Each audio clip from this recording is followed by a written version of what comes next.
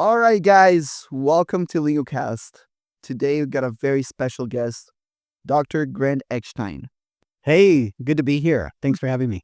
Dr. Eckstein focuses on language acquisition and how people learn how to read and write In second language, particularly. in second language. So we're going to see how writing can improve your language learning and basically how it's different from a first language speaker. So first question that we like to ask is, one, what's linguistics? And second, how'd you get into this weird thing called linguistics? Yeah, linguistics is the study, maybe the science and the art of how language works. So maybe a good way to describe it I like is you've got a piano player who's really a virtuoso. That maybe is a language speaker. The guy who comes along and tunes the piano, that's a linguist. Somebody who understands the theories of how the strings work and can diagnose problems or understand how any piano works just because of their training. So maybe that's the idea. I like that analogy. Especially with your musical friends, right? I'm not musical at all. And how'd you get into it? I was interested in language from a really young age. I found it fascinating the way that words sometimes would work together for my benefit in writing classes, but most of the times they didn't work to my benefit in writing classes. And in the third grade, I think it was, a teacher asked me what my favorite language was, which is a silly question in the U.S. We're all monolingual anyway. And so not even thinking about it, I just said, English. I love English. And it's kind of stuck with me. I've loved looking at how language works. I've enjoyed the varieties of pronunciation. I've loved the way that grammar functions, that some things are grammatically, correct or incorrect.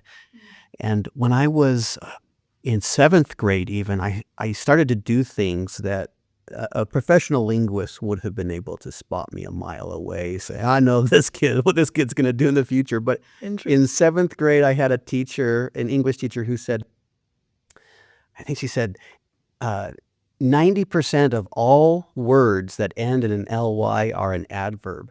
So the future linguist that I was said, I don't believe that. So I went home to my little spelling dictionary that I had, a Webster's spelling dictionary, and I did a randomized sampling of words that ended in ly, 4 words from each letter of the alphabet that created, and then a few extra to create 100 words. And then I looked them all up in the other dictionary to find out how many of them were adverbs. And the answer is not 90%. It is 86%. Wow. The thing is that I've seen people doing things like that. It's like, this man is a predestined linguist. Yeah, exactly.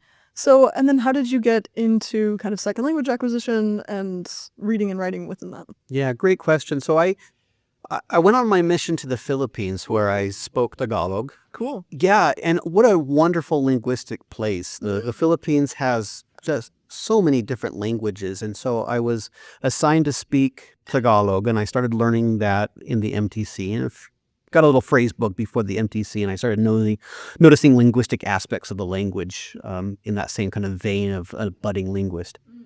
When I got to the MTC and I dove into that language really well, it came to me. It was fun. And then I got to the mission, and I remember one of the first conversations, the real discussions that I was in with somebody who's interested in the church. I left the conversation and I said to my companion, I only understood like 10% of that. What is going on? I felt terrible about my Tagalog. Was it really 10%? Yeah. Now that you ask, that's a great question. But he says, don't worry, I only understood about 50% of that. I said, really? He says, yeah, it wasn't Tagalog, it was Ilocano, different language in that area. And then, so that helped me to feel better. I got much better at my Tagalog. I learned a few words of Ilocano. I was really proud of my Ilocano. And then my third area, I would go to people, the very first day I would say hello to people in Ilocano, and they had no idea what I was talking about. Turns out that was an Ibanog. Was it Ibanog? I believe so. Anyway, so it's just being around all these different languages and the way that Tagalog worked, the way that it uses focus, and that it's a verb first language. The verb comes first in the sentence. There was just so many differences that I just loved it. So when I went on my mission, I anticipated being an English writer when I came back. I wanted to go to the English department, get a degree in English, write stuff. And I told all of my friends that that was what I was going to do. I guess I was a good salesman. I even got other missionaries interested in English, and they went on and became and graduated with an English degree. So I was spreading this interest in language, and I came home, and I didn't have the money to get an English degree. It was much more expensive because there are more credits required to get an English degree than I had funds to pay for. So I needed to get through college quickly. So I looked at the different programs in the catalog that had the fewest number of credits, and it came down to two, anthropology and linguistics. And so I said, great, I'll go to one class of each and find out which one I like more. I feel like both of them would be interesting. So I wasn't making decisions based on money. I mean, in terms of making money, I was making decisions based on how much money I had in my pocket. Maybe not the best decision-making process. Anyway, I went to the linguistics class first because it fit my schedule, and it took 2.5 seconds being in that class before I realized everything I had said on my mission was a sham. I didn't want to be an English teacher or writer. I wanted to be a linguist. Wow, that's cool. It was pretty automatic. So a lot of folks go through their college years looking at different majors and trying to decide what works well for them, going through a lot of change. Not for me. It was a straight shot. It took 2.5 seconds. That's all it was. Wow. I was sold. Cool. But in terms of writing, that's the interesting part, is when I would write papers for class, I had terrible, horrible, debilitating anxiety about the feedback I was getting. So students, they feel this. I mean, I think that's a common emotion. When I would get papers back with red ink, I couldn't even look at them. Wow. Even though I wanted to maybe improve somehow, it was almost like it was too painful to look at the red ink. And so I had an interesting approach. I would take my papers home to my wife. I was married in college. Still am. I just want to clarify that.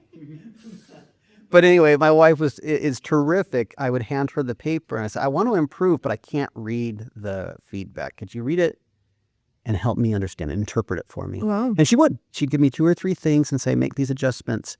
And through that grace and a few other things that she did for me, I learned how to write, despite the best intentions of my teachers. And so it was really learning to interpret feedback was the important skill. There's a difference between having feedback and understanding feedback, and somewhere in the middle there needs to be a translation. And if a teacher can do that effectively, if the teacher can present feedback in a way that's easy to interpret, then great, there's only 2 people necessary. Or if the student can do really well interpreting feedback, then that's great too. But if the teacher and the student aren't seeing eye to eye, having a translator in between can be really helpful. And so I've decided that's an area I want to do research in, and I want to learn about, and I want to support folks who are trying to be more effective teachers and students who are trying to be more effective writers.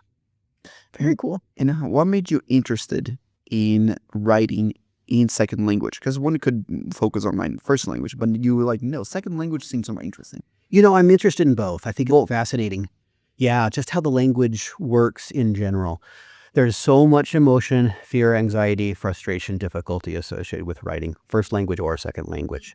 But I think the reason second language is even more interesting, or at least it got me interested in this area, is because it's probably the hardest thing that language learners will ever do with a language. Academic writing in a second language is the hardest thing, period. And so if I can help them to succeed in that area, everything else is downstream, I feel like. So tackle the hard one. Few people want to work in that area, so I guess there's more job opportunities, more availability for me. That was my thinking, at least. It's worked out. Very interesting. And one interesting thing about going to language acquisition here. Very much focused on learning and I'll say reading. A lot of people say that comprehensive input is enough. You just read and listen. Is that enough to learn language, or you need more? Well, it's a great question. So the idea of comprehensible input in second language acquisition came from Steve Krashen. Yes. And he drew his ideas from Noam Chomsky and from the idea that children, when they learn a first language, they go through a silent period where they get lots of information and they process that through a language acquisition device, and then ultimately that leads them to be able to produce material. And so Stephen Krashen adopted those same concepts for second language. And it's got some good, there's some, yes, comprehensible input is necessary, but it's not sufficient. The question that I was investigating that researchers have been wondering about, can you get enough vocabulary from extensive reading rather than, for instance, instructional reading? Okay. And so some of the studies have looked into this. And yeah, in order to read with comprehension, you need to have a certain amount of vocabulary. That typically it's 98% of the words on a page you should be able to understand in order to read something effectively. So that means that you've got a page with 100 words on it. If there are 2 words on that page, you're gonna be okay. But if there are 5 words on that page that you don't understand, that's gonna be problematic for comprehension. It's going to require you to go to the dictionary or to try to figure it out by context. Anyway, there's some problems if you don't have enough vocabulary. I've seen something like that, actually. There's a professor. He has a YouTube channel. Dr. Alexander Arguelles. You know him? No, I don't. And he actually is like, he made a video showing the extensive reading. And he's like, by the way, here's how much, just get, this language, English. But by the way, imagine like this. And he crossed out a bunch of words. It's like, see how much you can understand. It's like, this is 98%. This is like 95% of the words. You're getting it, but you don't know this information. I'm just crossing out vocabulary, vocab words and nouns. And now it's like, now tried 80%. It's like, you can't understand what's going on in this novel.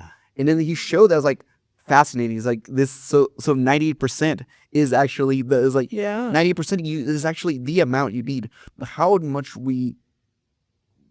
we know for sure? It's like, I'm getting 98% of this. How does one do that? Yeah. No, well, what you've just described is the original study that Nation did. I don't remember, 1997 or maybe a little bit earlier. I don't remember the year exactly.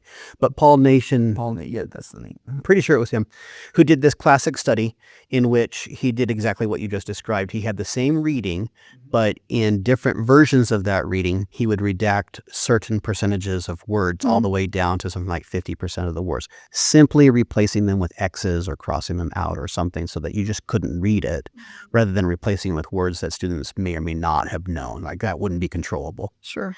And so at the 50% ratio, and man, I should have read this before I came so I know exactly the data. But the point is that when he had somewhere around 80% of the words were visible and 20% weren't, students were scoring at like 60% comprehension on a comprehension test. Wow. And then we went up to like 90%. Students were still scoring somewhere in the 65-70% on the comprehension.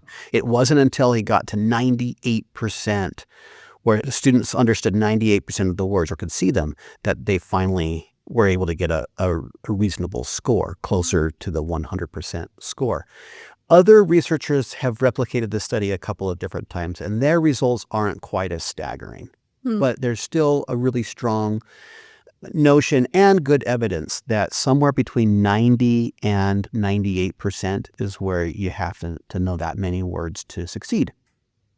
Well, then other researchers have looked at whether you can develop that amount of vocabulary simply by reading a whole bunch. And the answer is yeah, it turns out you can. They did a study study's the wrong word, but they did a kind of a logical analysis using corpus analysis. I think this is also Nation again. Maybe this was 1997. But anyway, the point is, by looking at the number of words a person would encounter in a certain number of easy texts to read, like Sweet Valley Kids, for instance, is a series about girls being raised in California. It's meant for preteen kind of reading, pretty simple stuff. Well, if you look at all the words, if you use a corpus tools and analyze that through corpus, about the first 4,000 most frequent words in English are used repeatedly and extensively in that text. And so by reading that series, you really get good at the first 4,000 words of English. But in order to read challenging texts, you need to know about the first 9,000 words in English. Yeah. And so Sweet Valley Kids is only going to get you half the way. You really need to be reading other books. And in order for a student to successfully get to 9,000 words, they'd essentially need to read 150 words per minute for a little over, 1 hour at 150 words per minute for 3.5 years. But that's not so bad.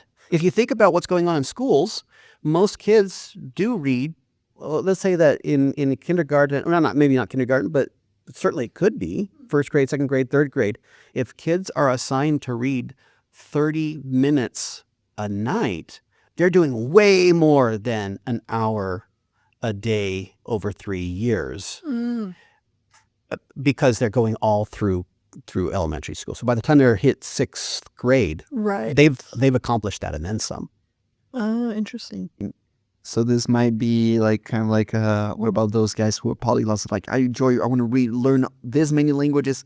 How does one get good at a language? It's like, oh, you gotta read this much text in this amount of time. I read a book in Arabic and I just stumble and struggle all the way through.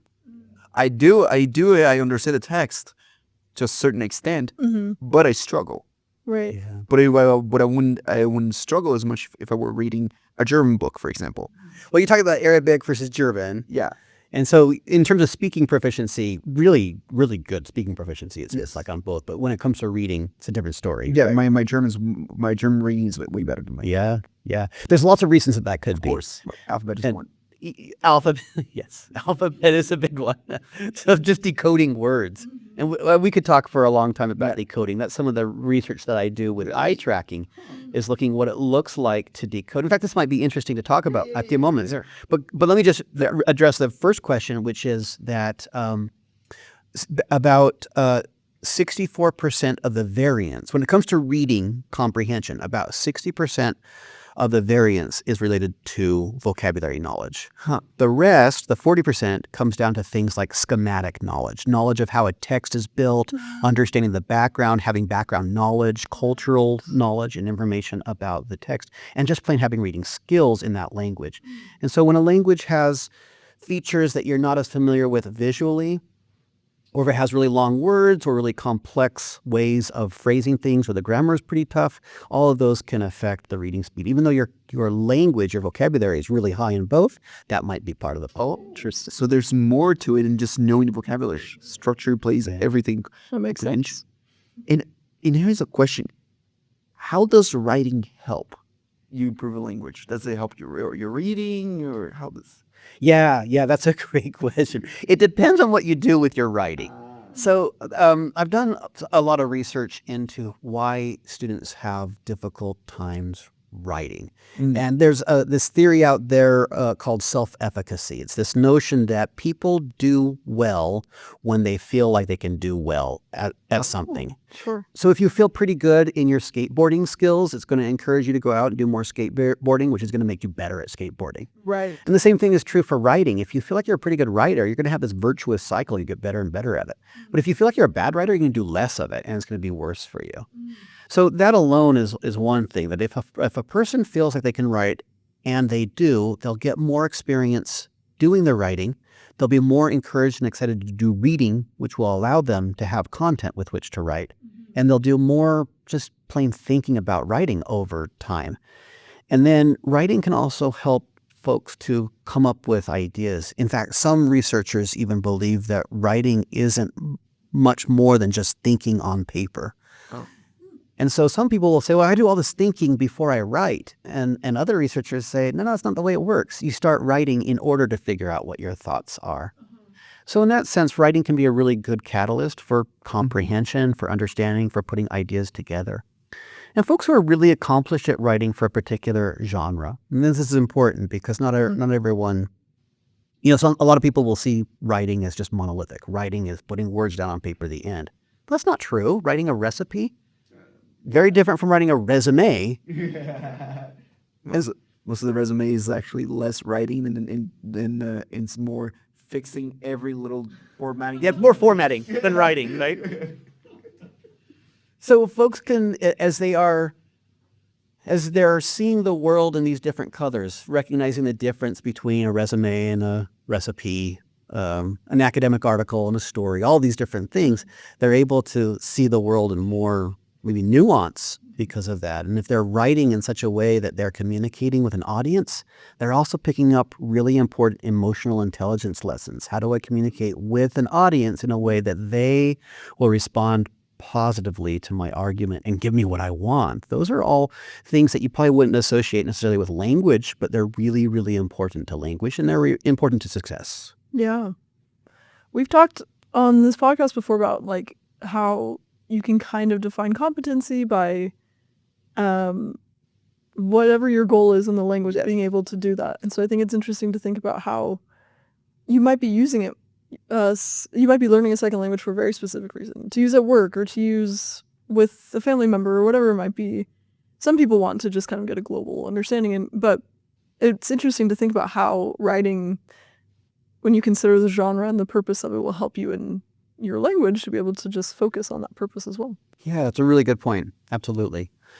I don't think a lot of people use writing necessarily, or perhaps think of it necessarily as a language development tool.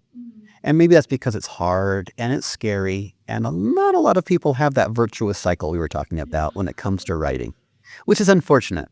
But I think if people do have comfort with putting words on paper and communicating in a way, it can be a really positive tool. I mean, a lot of it, I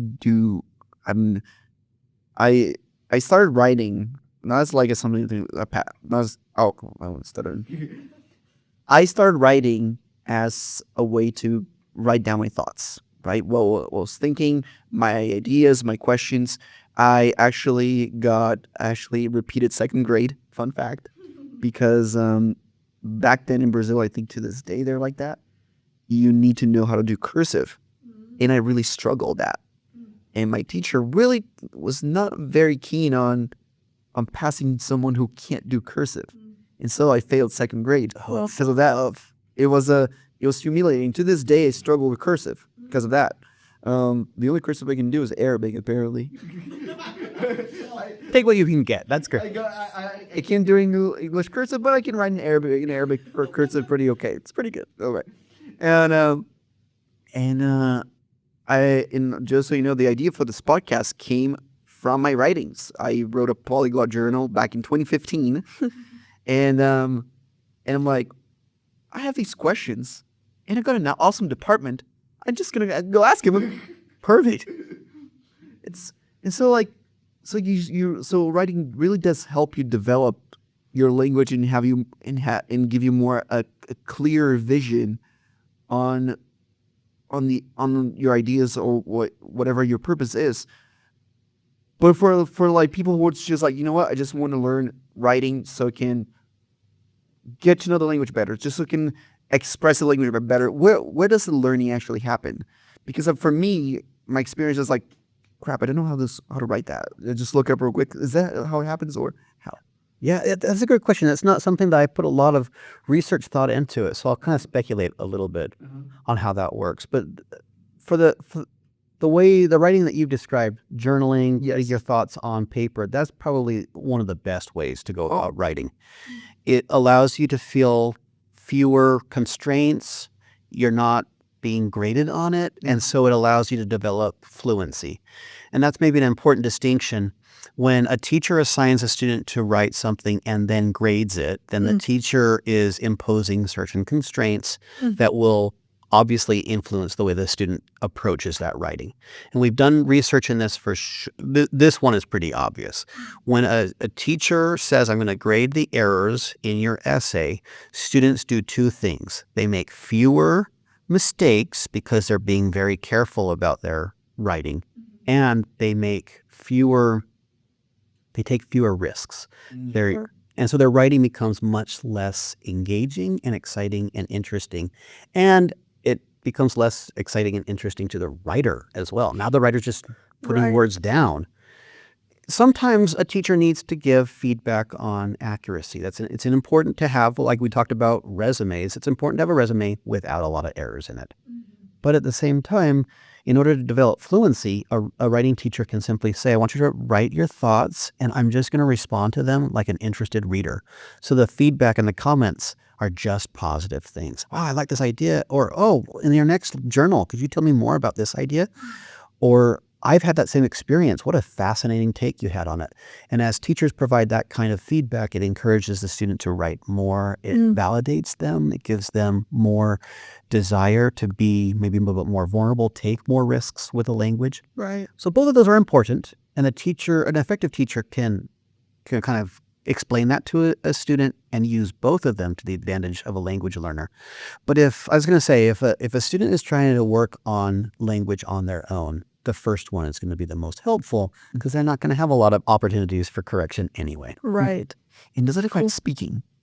Say it again. Does writing affect speaking? Does writing affect speaking? Yeah, it can. But it's not usually a clear connection between the two. It's much more likely that reading is going to affect writing and not the other way around. Though sometimes there's a little bit, like if you're familiar with schematic knowledge, then you, as a writer, you can impose that on your reading and read maybe a little bit more carefully. But typically, writing can more maybe affect, typically academic writing isn't supposed to sound like speaking, and so they're really two very different modes. If a person is writing the way that they're speaking in an academic context, that could be really bad. Yeah. Academic writing requires the use, at least in English, a lot of nominalization. There's not as much use of kind of simple constructed words. Rather, they're very complex words. Furthermore, there's a lot more simple sentences, but there's a lot of embedding of clauses, which is not natural in speech. It's totally different. In speech, lots of short, simple sentences, some compounding, but for the most part, in speech, there's false starts and there's colloquialisms. Those things don't fly when you're trying to get an A in an academic essay. Right.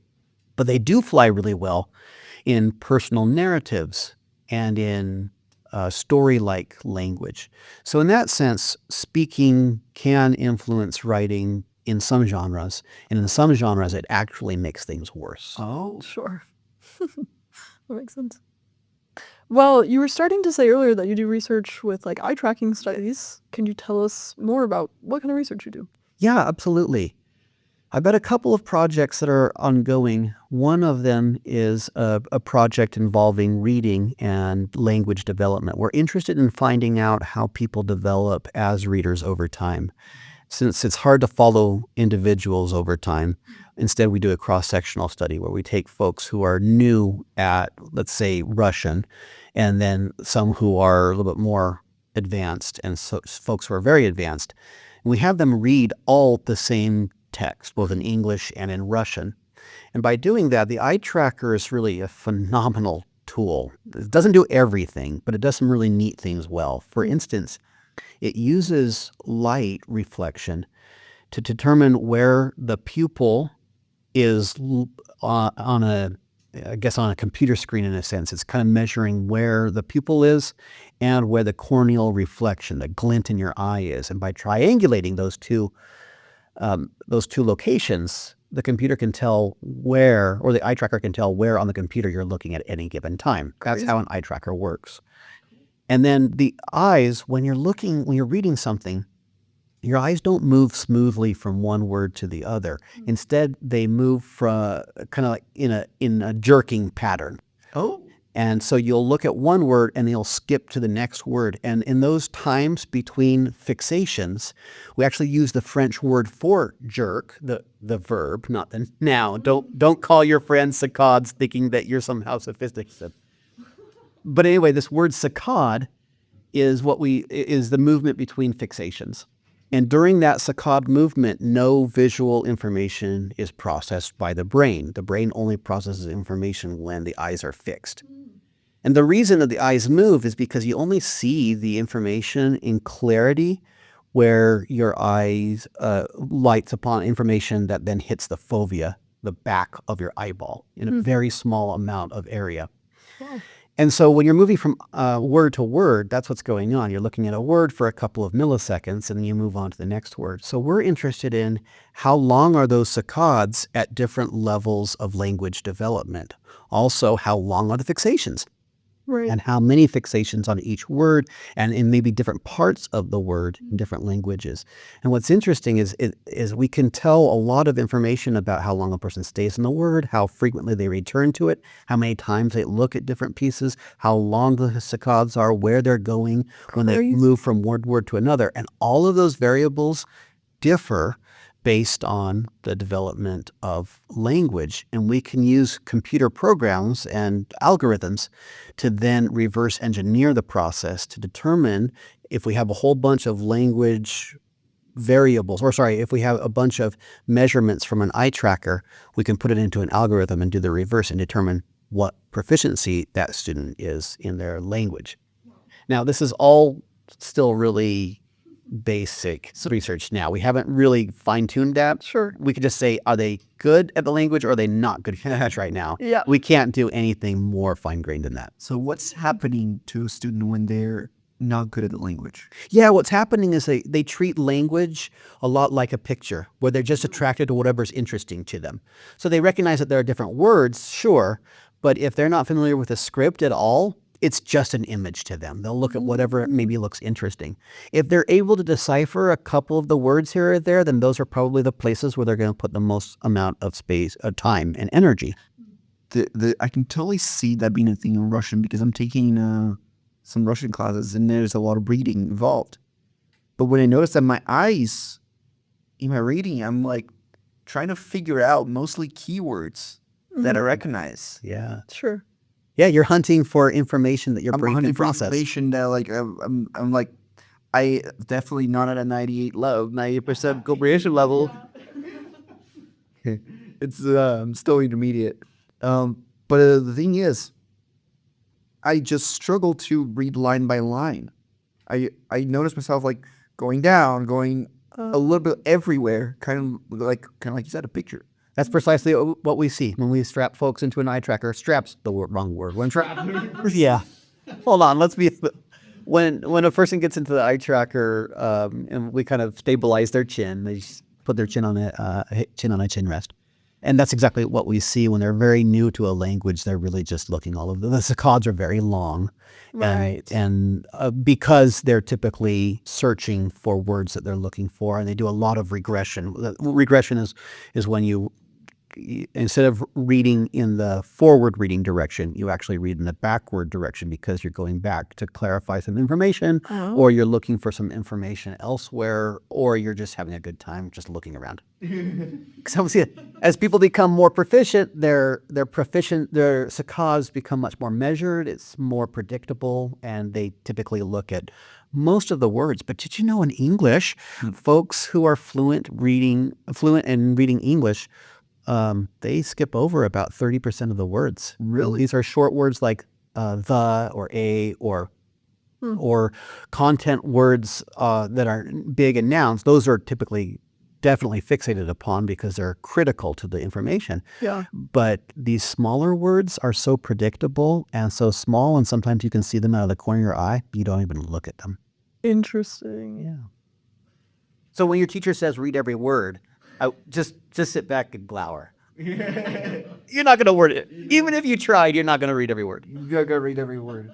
Fascinating. I'm like just perplexed at all this like reading because It's really interesting. because I used to hate reading, Mm-hmm. but then again I'm like, you know what? I figure out that I can get pretty cool information when I read, and so I started reading. But then again, I realized I'm a very slow reader. Do you know like how does one improve reading or get better at reading, recognizing those words? And another question to just to juxtapose with that, in terms of second language, how does one get faster? Yeah, I have a really comprehensive answer for this. I could go on for a while. Well, it's okay. It's okay. Okay, Go ahead. you've tapped into something really exciting here. No, open the mystery box. Yeah, I'll try to keep it kind of quick though, because there's lots I could say. Go. You can say as much as you want. Okay. Well, let's start with just this idea of what happens when a person reads. So from kind of a psychological perspective, in terms of the brain, what happens is that you see a word and it enters your working memory, which is just a couple of seconds long. It's very short. And while that word is there, a couple other words next to it also come in at the same time, and it creates a little bit of meaning. And when that meaning makes sense, it transfers to your short-term memory, which again is very short, probably only about 30 seconds long. And as long as you're able to connect that information to something that's in your long-term memory, then it's going to be stored in your long-term memory forever. So that's great. But folks who are really slow readers, it's not a problem to be a slow reader, and I'm a slow reader too, and I'm okay with that. What happens is if you're really slow because you're tired, perhaps, then you'll only get one or two words in your working memory at any given time because you're going so slow. And that's problematic because then it's hard for you to remember a full phrase. By the time you're at the end of a sentence, if you're going so slow, you don't remember what's at the beginning of the sentence. And as a result, you don't remember the sentence very well. That's not what's happening to you though, right? You're understanding the material. I think so because I do most of my reading late at night. We get tired. We're like, oh, this probably. So Mountain Dew might help you. Then I won't be. Then You won't be able to sleep. They won't be able to sleep. Well, that's just the psychological or the cognitive aspects in terms of memory. And so now we've talked about that. It's kind of interesting to think through what happens in the brain when we encounter a word. So let's take the word like meow, a word that a cat would say. Exactly. There are 4 letters to it in English, M-E-O-W. When you first look at that word, we're talking about the first couple of milliseconds, the first 40 or 50 milliseconds. You look at the M, and you might be able to recognize the word. And in fact, it's such a short word, you could see all 4 letters at once. The human eyeball can do that, depending on how big or small the letters are. But for the most part, you can see all 4 letters at once. 2 processes will engage simultaneously. The first one is the brain will try to identify a word that it already has memorized that has those exact shapes to it. So if it already has memorized meow as a sight word, then it will try to match that. Simultaneously, your brain will also try to sound it out from each letter, creating the M-E-O, meow process. And this is going on in less than 200 milliseconds. It's very fast. Whichever process is faster, though, causes the other process to abort. So if it's faster to recognize it as a sight word, then the phonological process will end, or vice versa. So this is really important for words in English like the, T-H-E, the most common word in the English language, and it's a terrible phonological word. You can't sound it out. Otherwise, you get t. Yeah. You have to memorize that word as a sight word in order to be successful in English. So kids are taught this from kindergarten or even pre-K. They're taught to memorize the word the. Well, anyway, what's interesting is that I want to do a little spin on this. Let's talk about dyslexia for a few moments. People ask me about this a little bit. Well, the idea behind dyslexia is not like in Hollywood pictures where a kid sees letters mixed up between one another. That's typically not how it actually works. It's more likely that one of those 2 processes or both aren't working effectively. So a person has a really hard time memorizing sight words. That could obviously affect the way that they read the word the, for instance. Or they have a hard time with the phonological processes. It's hard for them to sound out a word. And so they have to rely on huge amounts of memory to get language. They have to compensate through sight words. And sometimes both processes are rough. And so when a person has dyslexia, usually it's helpful to find out which type it is. In essence, is it the phonological type, or is it the memorization type, or is it a combination? And then develop some skills, some compensation skills, or teach the kid, for instance, how to process phonological sounds. Maybe they didn't get that in elementary school. And dyslexia is a pretty broad issue. It's a lot of people suffer from it, and it's not something that it can be remediated. People can get better at reading. They can compensate for it. But typically the definition of dyslexia is reading below grade level. And so it's an area that certainly there are cognitive aspects to it, physiological aspects to it, but a lot of people do struggle to read at grade level because they may not have learned some of the processing skills necessary to help them with their reading. So in any event, either way, whether a person has dyslexia or not, if someone's spending more than about 250 milliseconds on average looking at a word to understand it, it's going to impact how much they can get into their working memory at any given time. And if they struggle with getting a lot of words in, so if their working memory, let's say, is 5 seconds long, then you should be able to get about 20 words in there. If they're only getting 10 words because they're reading really slowly, then it's going to severely impact how much they're able to comprehend of the reading at any given time. It's going to take a lot more work to understand it.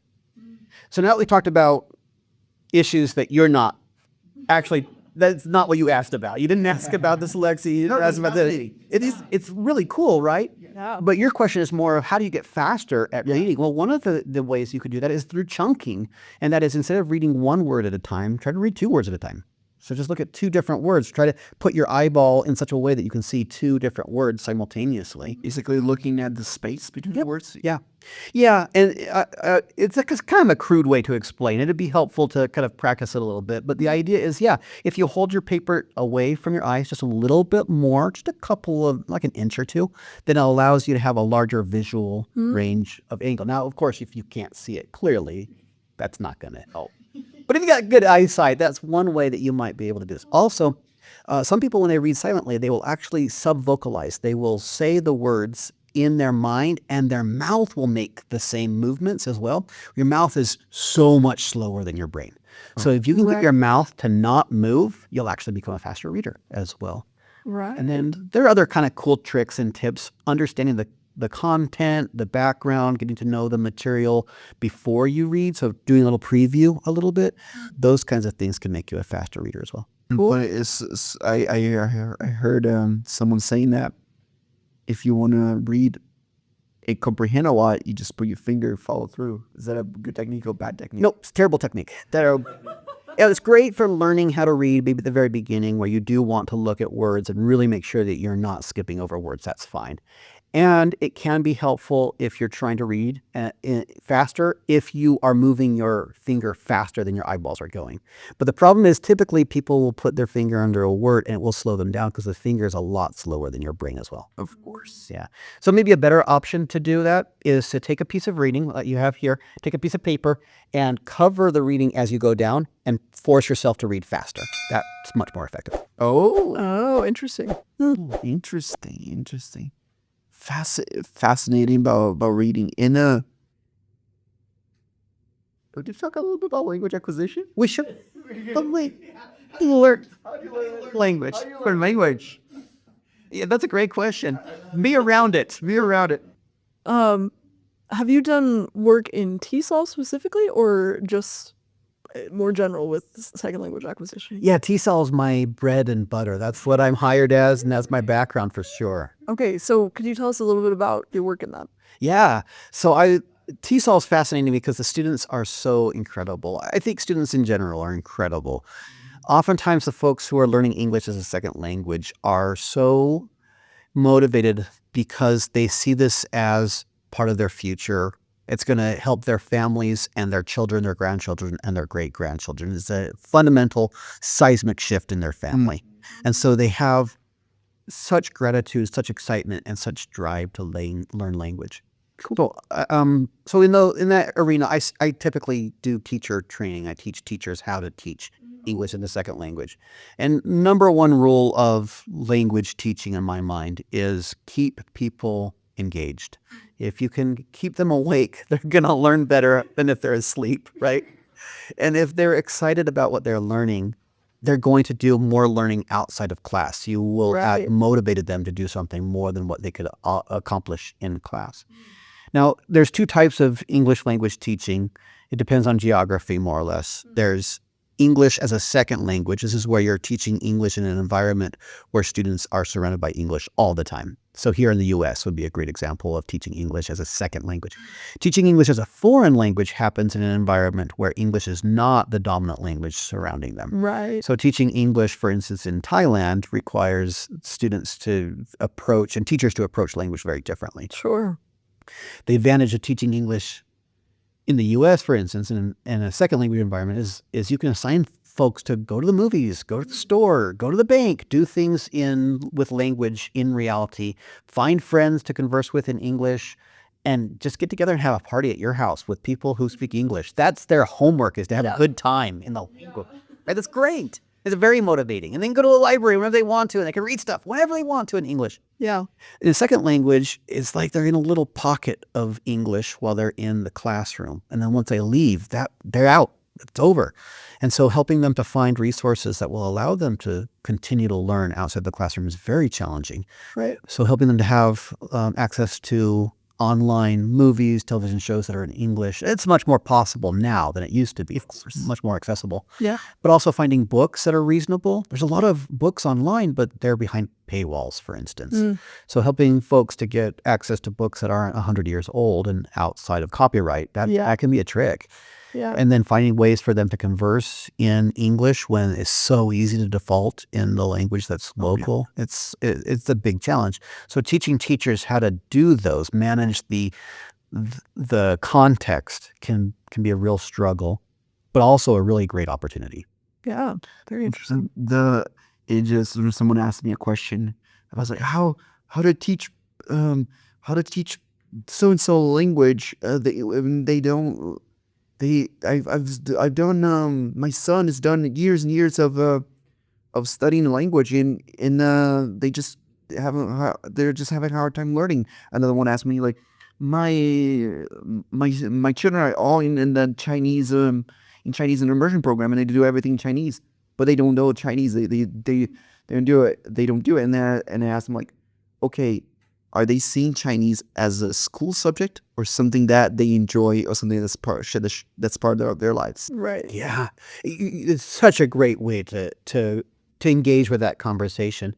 And I think that that's a big paradigm shift for students, parents, and for teachers. Because I've seen this in the writing as well. We'll ask students, we'll ask them questions that we want them to talk about their experience writing. And students will so frequently say, oh, I'm a terrible writer. I don't like writing. Writing is horrible and awful. And then we'll ask them, well, what's your background in writing? Oh, I write all the time. I write journals. I love it. But as soon as a teacher asks me to write something and doesn't give me choice in the topic, I hate writing it. Like, well, these are like Dr. Jekyll and Mr. Hyde, totally different humans, and they don't see the connection.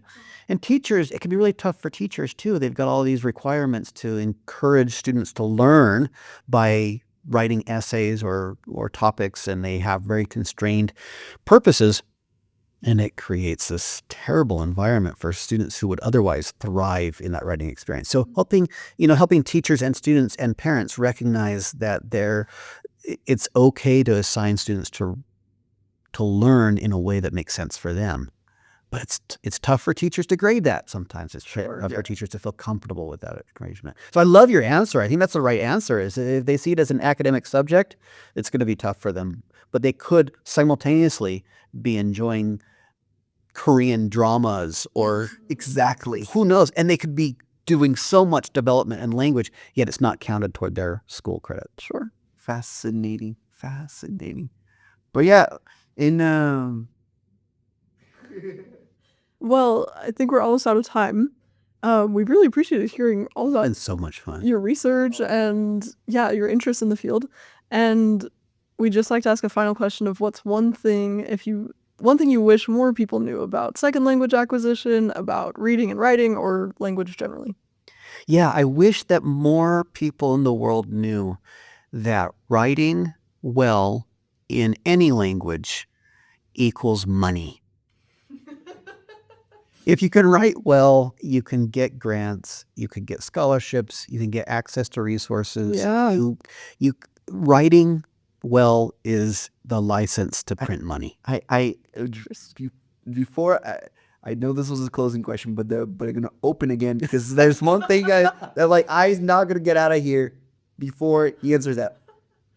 how how's AI affecting Yeah. everything? Because AI, because kind of like the invention of the wheel, the invention of the internet, Yeah. and now the invention of AI. Do you want the short answer or the long answer? Probably the short answer. The medium answer. The medium answer is AI is not going to do that much to disrupt writing. It's going to become another tool, just like a calculator. And already people are hesitant to use it. People are nervous about what it does. People are angry about it not being better. It's like, I don't think it's going to do much. Right now in the midterm, yeah, it's going to get some people into hot water. They're going to get burned, and then they're going to back off from it. Now, AI is going to improve, and when it does, it's just going to be a better version of itself, but it's never, ever going to replace actual knowledge. You can tell based on style, Mhm. word choice, if it's that person or AI. Yeah. Yeah. And it makes people angry when they read AI. Really? Oh, yeah, it can make people really, really upset saying, just do it yourself. Really? I didn't know that people get angry. I mean, it gets kind of like frustrating to me, but I don't get angry. Okay, so yeah, maybe there's a thin line between frustration and anger for me, but other people, yeah, maybe there's more distance. But yeah, Dr. Eckstein, thank you so much for your for coming. Thank you for your time. It's been my pleasure. Thank you so much for having me. This guy's a legend. That's it, guys. Thank you. Thank you. That was good.